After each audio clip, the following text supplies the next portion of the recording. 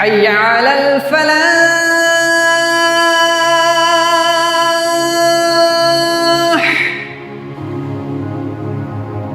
أعوذ بالله من الشيطان الرجيम. بسم الله الرحمن الرحيم. वल-अस्र इन्नल इंसान लफ़ी खुस्र इल्लल्लज़ीन आमनू व अमिलुस्सालिहात व तवासौ बिल हक़्क़ व तवासौ बिस्सब्र। मोहतरम असातिज़ा किराम और अज़ीज़ तलबा, ये इंतहाई खुशी और मसरत का मकाम है कि हमारे दरमियान आज एक बहुत अहम शख्सियत तशरीफ़ फरमा है जिन्होंने इसी जामिया से कसब फैज़ किया है।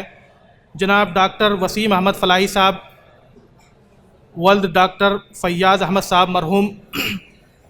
आपका असल ताल्लुक़ जगमलपुर से है, जो यहीं करीब में एक बस्ती है, और अब आपकी सुकूनत बिलरियागंज में ही है। जामिअतुल फ़लाह से आपने 1994 में आलमियत की और उसके बाद अलीगढ़ मुस्लिम यूनिवर्सिटी से आपने BOMS किया और फिर इल्मुल अदविया में MD किया। 2006 से आप मोहम्मदिया तिब्बिया कॉलेज मालेगांव में तदरीसी खिदमात अंजाम दे रहे हैं। इस मुद्दत में आपको मुख्तलिफ़ एवार्ड से भी नवाजा गया। गवर्नमेंट ऑफ इंडिया की जानिब से 2018 में आपको यंग साइंटिस्ट अवार्ड दिया गया। Maharashtra university of health science की जानिब से 2013 में आपको बेस्ट टीचर अवार्ड दिया गया। अभी UP public service commission Lucknow की जानिब से आपको प्रिंसिपल के ओहदे पर आपकी तकर्रुरी हुई है। इसी तरह यूनानी सर्विसेज यूपी के डायरेक्टर के ओहदे पर आपकी तकर्रुरी हुई है। इंशाअल्लाह जल्द ही आपकी ज्वाइनिंग होने वाली है। आज आप तलबा के सामने एक बहुत अहम मौजू पर ख़िताब करेंगे, तलबा के लिए मुस्तक़बिल के इम्कानात। हम मौसूफ़ से इंतहाई अदब के साथ गुजारिश करते हैं कि आप तशरीफ़ लाएँ और हमें मुस्तफ़ीद फरमाएँ।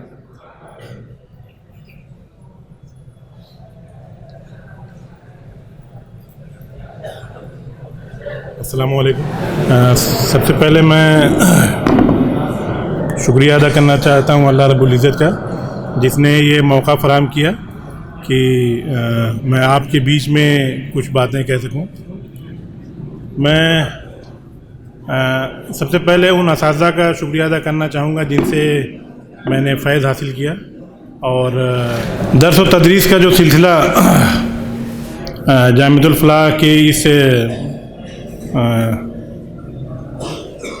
उस हिस्से से जहाँ से हमने शुरू किया था, वो एक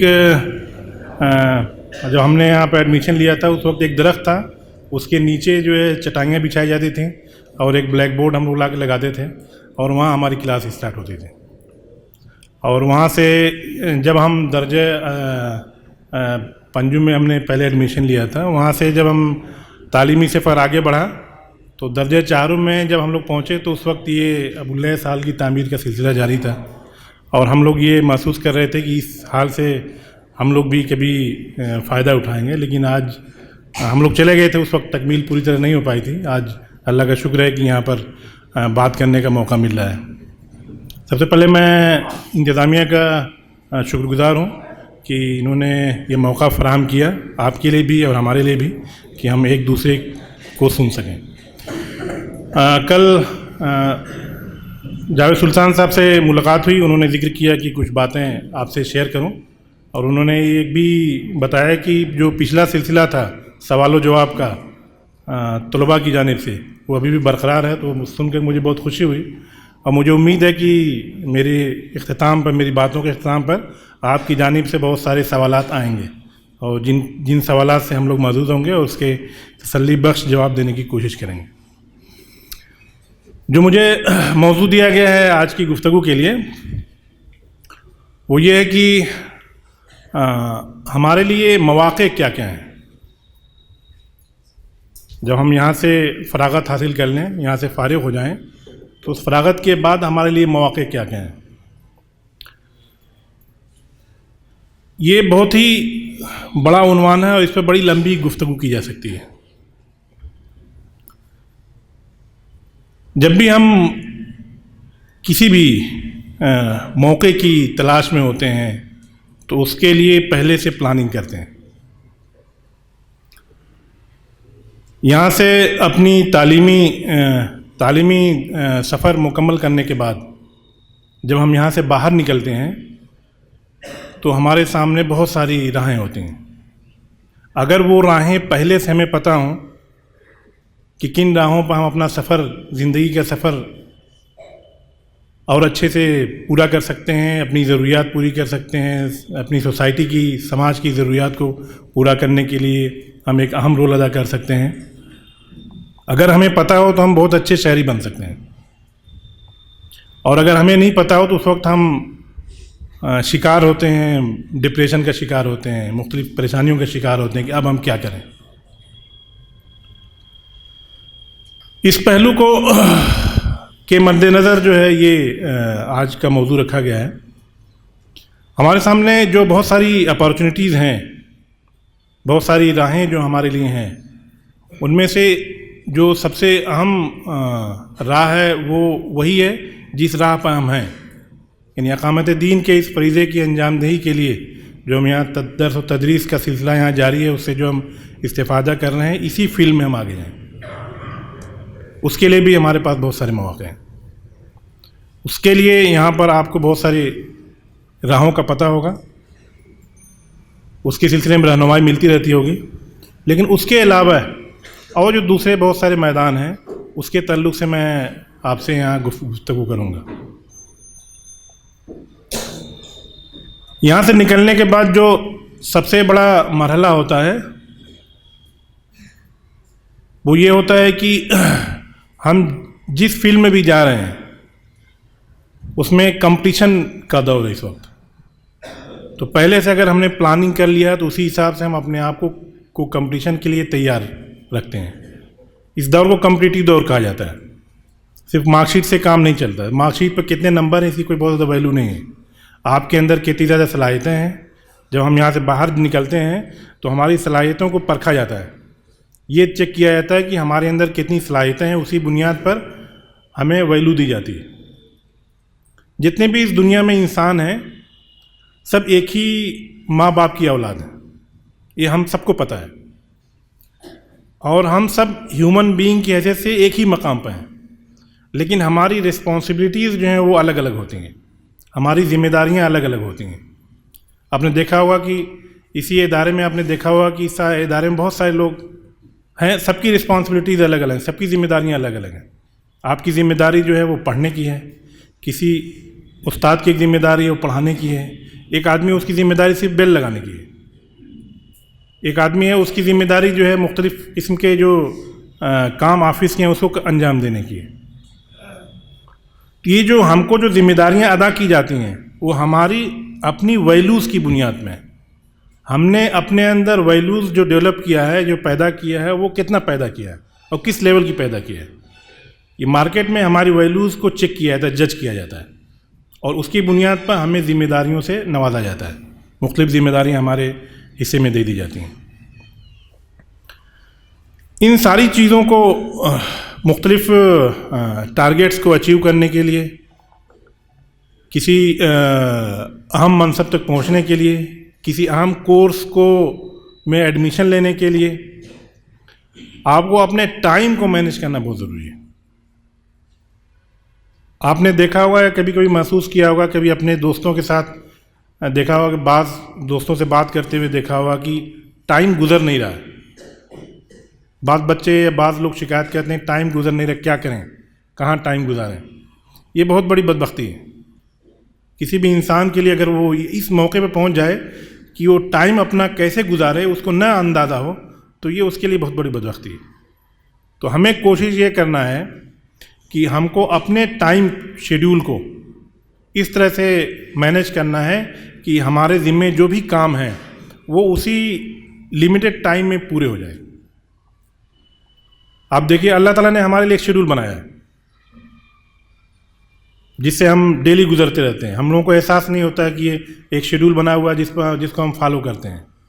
उसने हमारे सोने के लिए वक्त मुकर्रर कर दिया है, जागने के लिए वक्त मुकर्रर कर दिया है, कब उठना है, कब नमाज़ पढ़ना है। नमाज़ पढ़ने के बाद हुक्म हुआ कि अपनी रिज़्क़ की तलाश के लिए दौड़ पड़ो, फैल जाओ दुनिया में।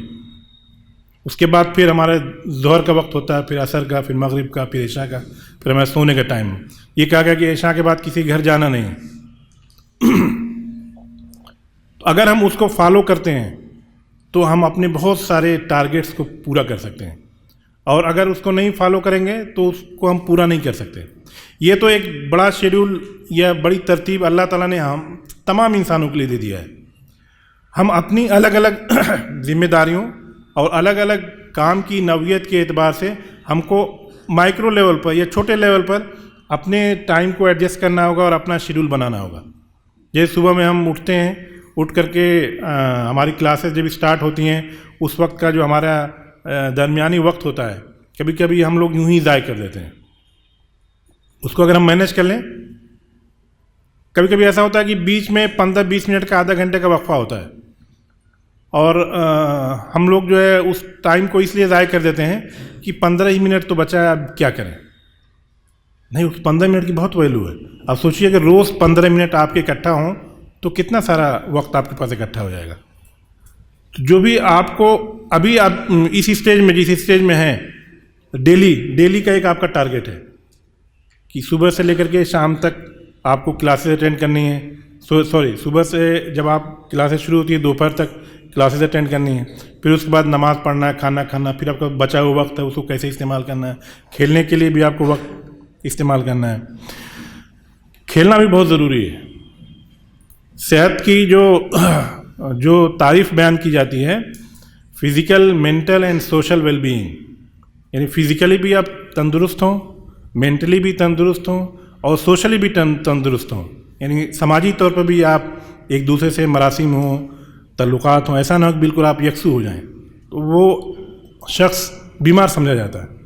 तो ये तीनों चीज़ें बहुत ज़रूरी हैं। तीनों चीज़ों को मेंटेन करके रखना है हमको। आप यहाँ पढ़ रहे हैं, आपको अंदाज़ा हुआ कि हमको रहबानियत से दूर रखा गया है। इसी दुनिया में, इसी समाज में रहते हुए हमको दीन पर भी चलना है, दुनिया के अपनी ज़रूरियात को भी पूरा करना है। तो आपको पढ़ना भी है, अपने दोस्तों का भी ख्याल रखना है। अगर कोई दोस्त कमज़ोर पढ़ने में तो उस पर भी तवज्जो देनी है कि वो भी पढ़ सके। और दूसरे ये कि अपनी फ़िज़िकल ट्रेनिंग भी लेना है, फिज़िकली मजबूत भी रहना, उसके लिए खेलना बहुत ज़रूरी है। तो वक्त आपका जो खेलने का, ये ऐसा ना हो कि दिन भर खेलते ही रह जाएं। उस बैलेंस करना बहुत ज़रूरी है। खेलने का जो आपका वक्त मुतय्यन है, उसी वक्त आपको खेलना है। तो ये शेड्यूल आपको जो है रूटीन जो डेली का आपको बनाना है। और जो आप अगर जो बड़े बड़े स्कॉलर्स हैं, जो बड़े बड़े मुहक्किकीन हैं, आप अगर उन पर नज़र उठा के देखेंगे और उनके बारे में पढ़ना चाहेंगे, तो आप देखेंगे कि उन सब का अपना एक टाइम शेड्यूल होता है ज़िंदगी का। यूँ ही नहीं होता कि आज उठ गए, आप क्या करना, जो दिल में आया कर लिया, जो दिल में नहीं आया नहीं किया, ऐसा नहीं। पहले से प्लानिंग इंसान करता है कि कल मुझे क्या क्या करना है। डायरी मेंटेन करने की कोशिश करिए, अपने पास छोटी सी एक डायरी रखिए कि मुझे कल क्या क्या काम करना है, और शाम में एहतसाब करिए क्या क्या काम कंप्लीट हुआ, क्या नहीं हुआ, नेक्स्ट डे क्या करना है। तो इससे आपका जो डेली का जो रूटीन टारगेट है, आपको कोई सबक दिया गया याद करने के लिए, कुछ होमवर्क दिया गया लिखने के लिए, तो ये सब आप कर सकते हैं। दूसरे है कि जो सोशली मैंने बताया कि सोशल वेलबीइंग बहुत ज़रूरी है। वो अपने जो दोस्त आपके हैं, उन दोस्तों को आप अगर सपोर्ट करते हैं, जैसे सपोज कि आप पढ़ाते हैं उनको, आप उससे ज़्यादा लर्न कर सकते हैं। जो माहिर तालीम है, उनका कहना यह है कि सिर्फ जैसे सपोज कि मैं इस वक्त बोल रहा हूँ आपको, तो मेरे बोलने के नतीजे में आप जो है सिर्फ 10 से 20% मालूमात अख्ज़ कर सकते हैं। कई लेवल होते हैं लर्निंग के। लर्निंग के जो हायर लेवल है, उसमें यह है कि आप किसी को कुछ बताएं। आप अगर किसी को कुछ बताते हैं तो आप ज़्यादा लर्न करेंगे। तो आप ये मत सोचिए कि अब मैं अपने दोस्त को अगर बता रहा हूँ कोई चीज़, पढ़ा रहा हूँ, उसको सिखा रहा हूँ, तो मुझसे ज़्यादा नंबर लेके आएगा। नहीं, ऐसा नहीं है।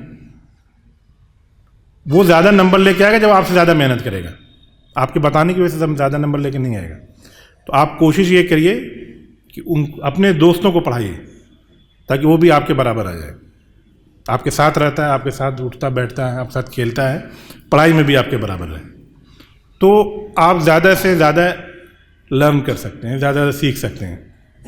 3 तरह की कैटेगरी होती है, 3 डोमेन होते हैं जिसके ज़रिए उसको 3H के नाम से जाना जाता है। हेड, हार्ट एंड हैंड, जो भी चीज़ अगर आप किसी हाथ से अगर कोई काम करते हैं तो आप ज़्यादा जल्दी सीख सकते हैं।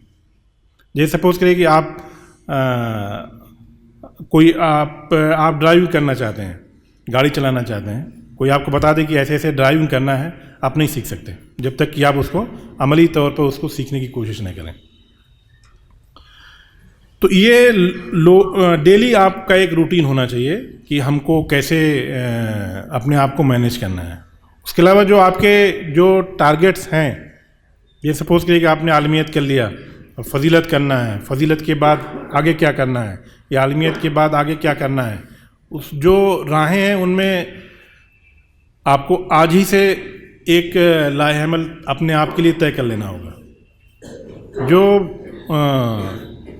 बड़ी बड़ी सोसाइटीज़ होती हैं या बड़ी बड़ी जो कौमें हैं जिनको हम कहते हैं कि बहुत सक्सेसफुल हैं या बहुत ज़्यादा तरक्की याफ्ते हैं, उनका टारगेट उनके बचपन में ही उनको दे दिया जाता है। बचपन से ही उनके पेरेंट्स, उनके वालिदैन, उनके स्कूल में उनके असातिज़ा उनको एक टारगेट देते रहते हैं कि आपको ये बनना है, और फिर उनके जहन में ये रहता है कि उनको वही बनना है, और बड़े होकर के वो वही बनते हैं। अक्सर बेशतर ऐसा देखा जाता है। तो आज ही से आप अपने जहन में एक टारगेट बना लीजिए कि आपको मज़ीद हायर एजुकेशन में जाना है, या तो आपने आलिमियत और फजीलत तक की तालीम हासिल कर ली है, इसके बाद आप क्या करेंगे। अच्छा, इल्म हासिल करने की कोई उम्र नहीं है, इल्म हासिल करने की कोई उम्र नहीं है कि बस आलिमियत तो कर लिया है, फजीलत कर लिया, अब नहीं पढ़ना, ऐसा नहीं है। हमारे बाज़ असातिज़ा जिन्होंने आज यहाँ हमको पढ़ाया, बाद में हमने उनको पढ़ते हुए भी देखा। हमारे एक उस्ताद मोहतरम मलिक सबाउद्दीन साहब, अगर मेरी मुलाकात अभी नहीं उनसे पाई, बैठे हुए हैं। जब मैं यहाँ आलिमियत में था तो उन्होंने मुझे पढ़ाया। उसके बाद जब मैं अलीगढ़ में गया तो कुछ दिनों बाद देखा कि अलीगढ़ में PhD करने के लिए वहाँ एडमिशन लिया था उन्होंने, वहाँ मुलाकात हुई। तो पढ़ने के लिए उम्र की कोई कैद नहीं है, आप किसी भी उम्र के किसी भी मरहले में पढ़ सकते हैं। अभी हमारा एक क्लास फेलो थे यहीं ब्लेजरगंज के ही, आलिमियत उन्होंने हमारे साथ यहाँ किया था। बाहर गल्फ में वो जॉब कर रहे थे। कुछ दिन बाद अभी पता चला हमने कि उन्होंने MBA में एडमिशन लिया है, तो अब वो MBA करना चाहते हैं। MBA करके कुछ और उनका टारगेट जिंदगी। तो मैंने आपको दो सिमतों का जिक्र किया है। एक तो ये कि इकामत दीन के ताल्लुक़ से जिस मनहज पर आप हैं यहाँ पर, इसी में आगे आपको बहुत सारी राहें हैं जो यहाँ असातिज़ा आपको बता रहे होंगे। दूसरा है कि उसके अलावा जो राहें आपके लिए हैं वो तिब के सिलसिले में है। तिब से मुंसलिक जो कोर्सेज़ हैं वो आप कर सकते हैं। तिब के अलावा जो हिंदुस्तान से बाहर के लेवल बहुत सारे कोर्सेज़ हैं जो आप कर सकते हैं ग्रेजुएशन के बाद। कोई भी ग्रेजुएशन का कोर्स कर लीजिए, उसके बाद आपके लिए बहुत सारे कोर्सेज़ के लिए राहें हमवार हैं। अभी इस वक्त जो बड़ी अहम चीज़ है वो ये है कि कोविड की बीमारी के बाद ऑनलाइन कोर्सेज़ बहुत ज़्यादा डेवलप हो गए हैं। तो आप कहीं भी पढ़ते हुए कोई भी ऑनलाइन कोर्स कर सकते हैं। अभी हमारे एक जानने वाले थे, उन्होंने बताया कि मुंबई में उन्होंने अपने एक घर के एक फ़र्द को ऑनलाइन कोर्स कराया आर्टिफिशियल इंटेलिजेंस का, और फिर उस कोर्स के बाद उनकी एक जॉब लग गई IIT मद्रास में। वो भी ऑनलाइन ही जॉब है, घर पर रह करके अपनी जॉब कर रहे हैं। तो हमारे लिए राहें बहुत सारी हैं, बस एक उनमें से किस राह को हमको चुनना है। मेरी आप सभी से जो गुजारिश है वो ये है कि आप अपनी तालीम का सिलसिला मुनक़ता मत करिएगा, और अभी से अपना एक टारगेट बना लीजिए कि हमको हायर एजुकेशन में जाना है। और हायर एजुकेशन में जाने के लिए ज़रूरी ये है कि आपके पास ऐसी सर्टिफिकेट हो जो किसी बोर्ड से इशू हो। अगर यहाँ आपको कोई ऐसी सर्टिफिकेट मिलने वाली नहीं है तो आप प्राइवेट किसी न किसी इदारे से कोई सर्टिफिकेट ज़रूर ले लीजिए, ताकि आपको अमली मैदान में कोई दुश्वारी ना हो, वरना अक्सर बेशतर काफ़ी दुश्वारियों का सामना करना पड़ता है। मुझे जो वक्त दिया गया था मेरे ख्याल से वो अच्छा अच्छा, 1-10 थे। तो जो राहें हैं आपके लिए ग्रेजुएशन करने के बाद, ग्रेजुएशन करने के लिए आपको यहाँ से निकल करके बाहर किसी यूनिवर्सिटी में एडमिशन लेना पड़ेगा। ग्रेजुएशन करने के बाद जो आपके लिए बहुत सारी राहें हैं, उसमें है कि मास कम्युनिकेशन बहुत बड़ा मैदान है, बहुत बड़ा मैदान है, और अकामत दीन के लिए उस मैदान को चूज़ करना बहुत ज़रूरी है। अभी इस वक्त जो दुनिया पर जो जिन लोगों का कब्ज़ा है, या मुल्क के ऊपर जिन लोगों का कब्ज़ा है, उन्होंने उसी पर कब्ज़ा कर रखा है, मास कम्युनिकेशन पर। इस वक्त जो है लोगों के जहनों को पर कब्ज़ा किया जा रहा है।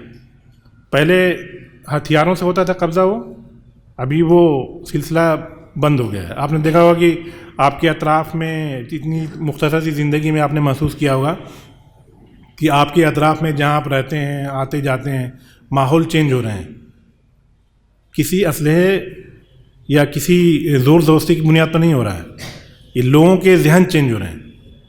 लोगों के जहन जो चेंज हो रहे हैं, उसमें मास कम्युनिकेशन का बहुत अहम रोल है।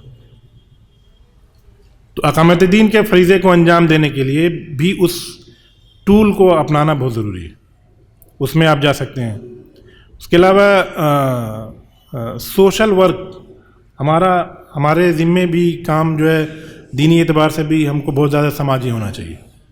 सोशल वर्क से रिलेटेड बहुत सारे कोर्सेज़ हैं जो आप कर सकते हैं। उसमें वो पेशा वराना कोर्सेज़ हैं, जॉब्स की बहुत ज़्यादा उसमें अपॉर्चुनिटीज़ होती हैं, तो वो कोर्सेज़ आप कर सकते हैं।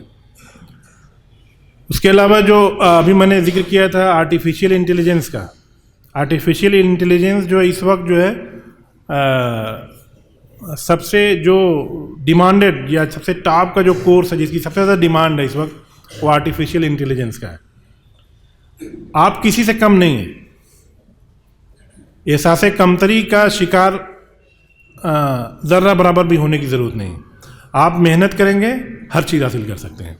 जिस फील्ड में, जिस मैदान में भी जाना चाहें, उस मैदान में आप मेहनत करके आगे बढ़ सकते हैं। तो आर्टिफिशियल इंटेलिजेंस का इस वक्त जो है समझे बूम है, दौर है। आगे 10-20 साल तक आर्टिफिशियल इंटेलिजेंस ही का दौर है।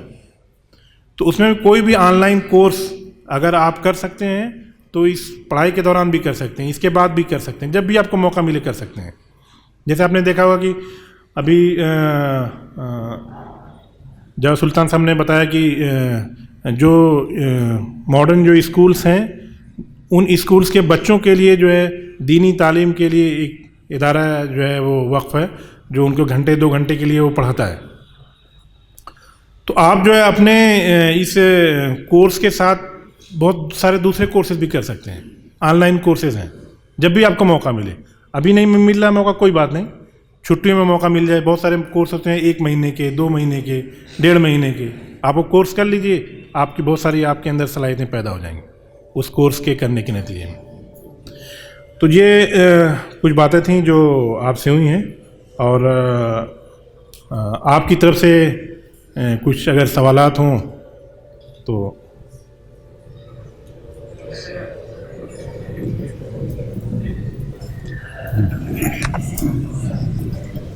अस्सलाम वालेकुम रहमतुल्लाह। मेरा सवाल ये है कि हज़रत फरमा रहे थे कि ये दौर कंपटीशन का दौर है, और अगर आज हम देखें तो दूसरे कॉलेजेस में या दूसरे स्कूलों में 10th 12th या BA के बच्चों के पास 3 किताब 5 किताब इस तरह करके रहती है, लेकिन हमारे पास जो 10th 12 या BA की क्लासेज हैं उसमें 10 किताब 15 किताबें रहती हैं। तो हम उसमें कैसे मैनेज करें?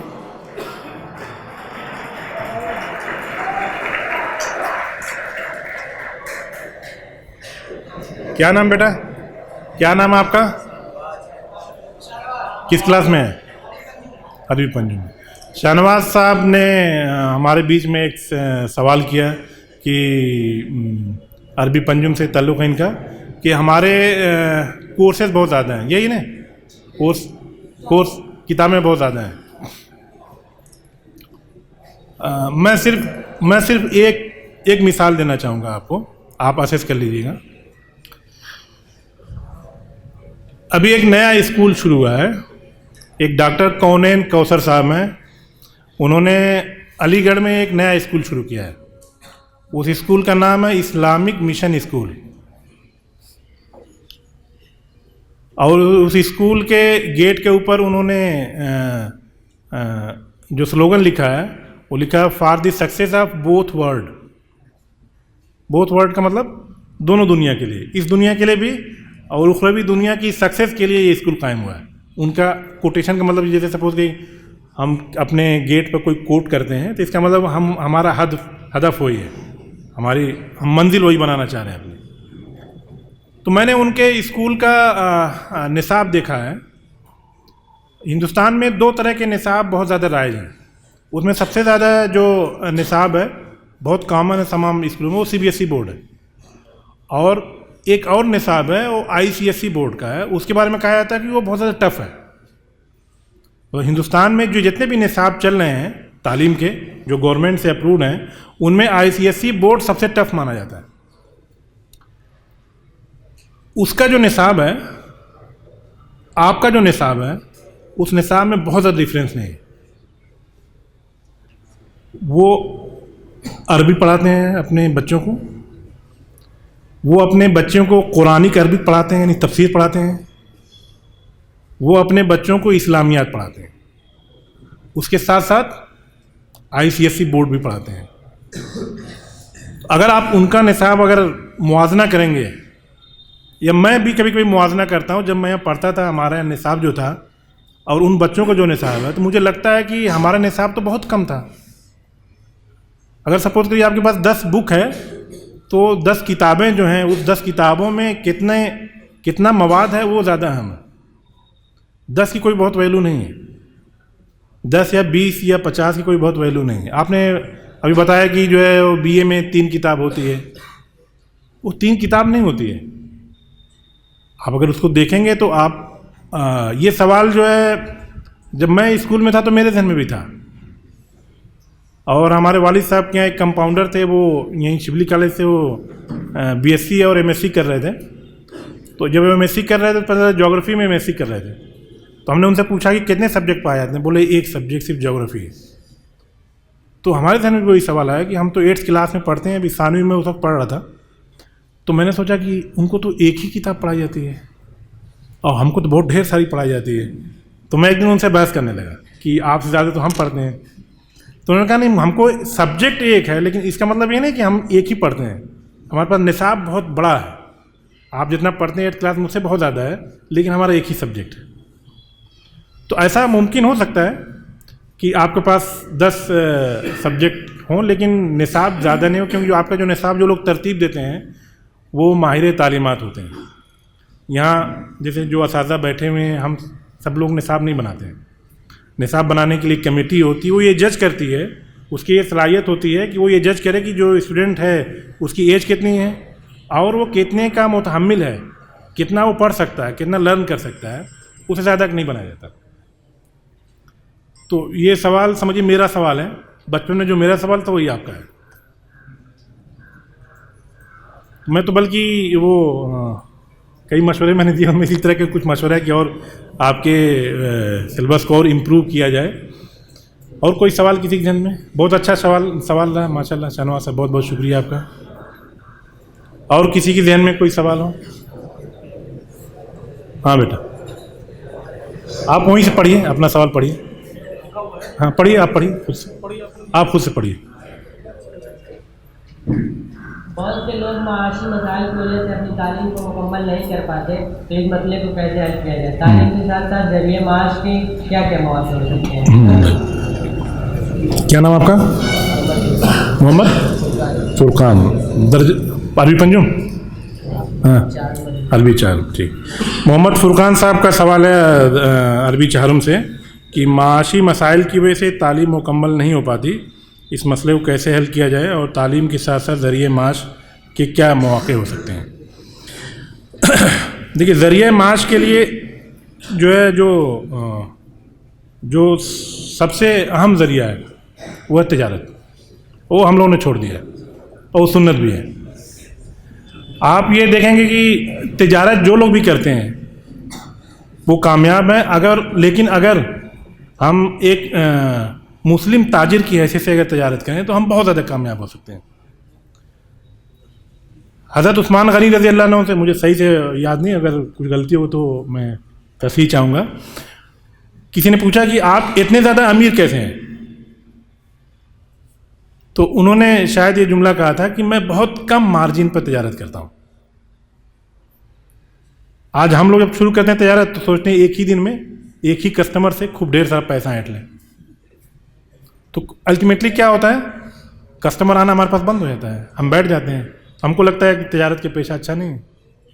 तजारत जो है ये सबसे अहम पेशा है और इसी की तरफ पहली निगाह होनी चाहिए। और अगर वो उसका मौका न मिल पाए किसी वजह से, तो अब इस वक्त बहुत सारे पेशा वराना कोर्सेज हैं। पेशा वराना कोर्सेज मतलब ऐसे कोर्स जिससे आपका पेशा वाबस्ता हो सकता है।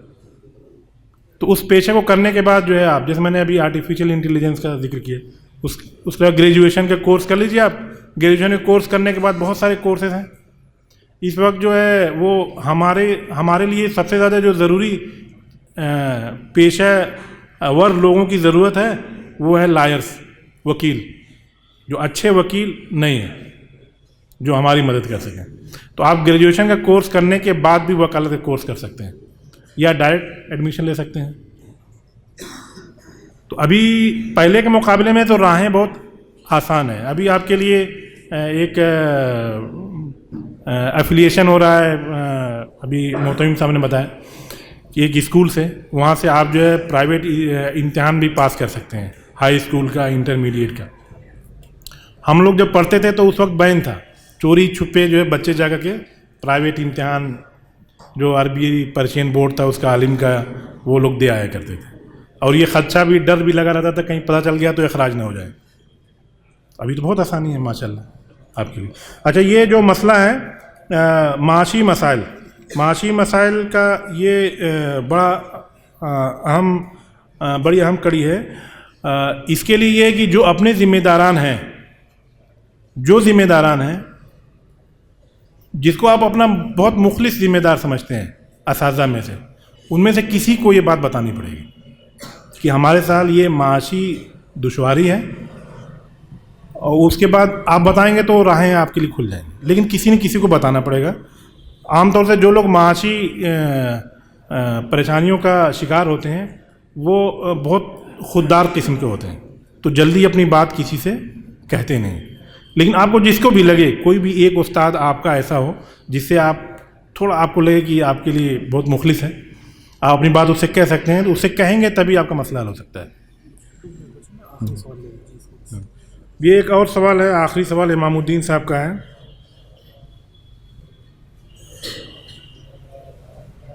हाँ, यहाँ पे एक सवाल ये है कि ऑनलाइन तालीम रह कर ले सकते हैं, कहीं से भी ले सकते हैं, इमामुद्दीन साहब का, लेकिन हमारे जामिया में मोबाइल रखने की इजाज़त नहीं है, फजीलत वालों को भी नहीं है, तो हम क्या करें? हाँ, तो ये मैंने ये नहीं कहा कि यहीं जामिया में ही रह के कि आप, मैंने ये कहा कहीं भी रह के कर सकते हैं। इसीलिए मैंने कहा था क्योंकि मुझे मालूम था कि ये सवाल आने वाला है, इसलिए मैंने कहा था कि कहीं भी रह करके। एक डेढ़ महीने का जो मैंने हवाला दिया था वो इसलिए कि आपकी रमज़ान की और दूसरी तातीलात होती हैं तो उसमें आप घर जाएँ तो अपना कर सकते हैं। मोबाइल जो है, मोबाइल मैं ये बताऊं कि आप हर नेमत, हर चीज़ एक नेमत भी बन सकती है और वही चीज़ रहमत भी बन सकती है। तो हमारी नौजवान नस्ल की इस वक्त तबाही का जो सबसे बड़ा ज़रिया है वो मोबाइल है। नौजवान नस्ल के लिए मैं बता रहा हूँ। तो अगर ये आपके लिए आलमियत या फजीलत के जो तलबा यहाँ पे हैं उनके लिए पाबंदी है, तो मैं इस पर तो शुक्रिया अदा करना चाहूँगा मुंतज़मीन का कि क्योंकि वो बड़ी ख़राबी का सबब है। उससे आपके लिए फ़ायदा भी बहुत सारे हैं।